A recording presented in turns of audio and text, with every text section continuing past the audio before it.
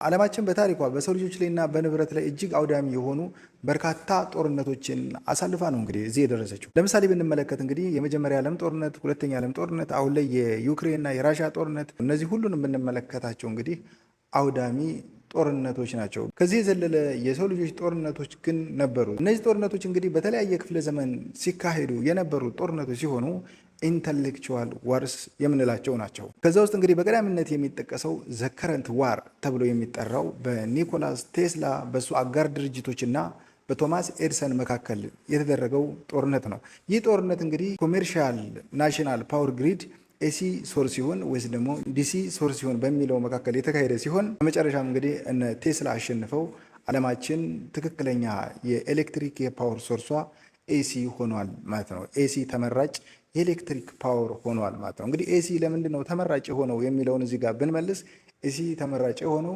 ከጀኔሬሽን እስከ ዲስትሪቢዩሽን በስቴፕ አፕ ትራንስፎርመር ቮልቴጅን ስቴፕ አፕ እየተደረገ ማምጣትና ከረጅም ርቀት ማጓጓዝ ስለሚቻል ነው ማለት ነው። ይህ አንደኛው ጦርነት ነው ማለት ነው። ይህ ጦርነት ዘ ከረንት ዋር ይባላል። ሁለተኛው ጦርነት እንግዲህ በላይብኔዝ እና በሰር አይዜክ ኒውተን መካከል የተካሄደ ሲሆን ይህም ዘ ካልኩለስ ዋር በመባል ይታወቃል ማለት ነው።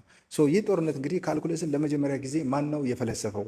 ካልኩለስ መስራች ላይብኔዝ ነው ወይስ ሰር አይዜክ ኒውተን ነው በሚለው ሀሳብ መካከል የተደረገ ጦርነት ነው ማለት ነው። በወቅቱ እንግዲህ ሰር አይዜክ ኒውተን እና ላይብኔዝ ኢንዲፔንደንትሊ ሁለቱም ካልኩለስን ኢንትሮዲውስ አድርገዋል ማለት ነው። እንደዚህ አይነት ዲፈረንት ኖቴሽን ሁለቱም አስቀምጠው ነበር ማለት ነው። በዚህ የተነሳ እንግዲህ ካልኩለስን መጀመሪያ ማን ነው የፈለሰፈው የሚለው አከራካሪ ነበረ ማለት ነው። ይህም ዘ ካልኩለስ ዋር ተብሎ ተጠርቷል ማለት ነው። ነገር ግን ሰር አይዜክ ኒውተን ፊሎሶፊያ ናቹራሊስ ፕሪንሲፒያ ማቴማቲካ የሚለውን ይህንንም ታሪካዊ የሳይንስ መጽሐፍ ቀድሞ አሳትሞ ስለነበረ ካልኩለስ በሱ እንደተፈለሰፈ ተደርጎ አሁን ላይ አክሰፕትድ ሆኗል ማለት ነው። ሶስተኛው ጦርነት እንግዲህ ዘ ብላክ ሆል ዋር ይባላል። ይህ ጦርነት እንግዲህ የተካሄደው ሪሰንትሊ በ20ኛው ክፍለ ዘመን ሲሆን በሊዮናርድ ስዊስኪንድ በሱ ቲምሜት እና በስቴፈን ሃውኪንግ የተካሄደ የአይዲያ ወይም የቲዎሬቲካል ፊዚክስ ፍጭት ነበር። ሲጣሉበት የነበረውን ጽንሰ ሀሳብ ባጭኑ ስነግራችሁ በስቴፈን ሃውኪንግ አንደርስታንዲንግ መሰረት ብላክ ሆል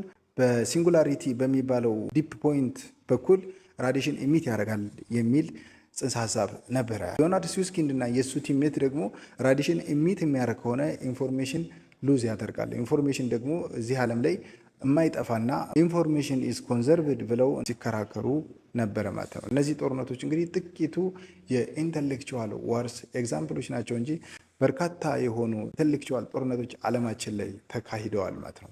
እናንተ የምታውቋቸው ኢንተሌክቹዋል ጦርነቶች ካሉ እስቲ ኮመንት መስጫ ላይ ጻፉልኝ።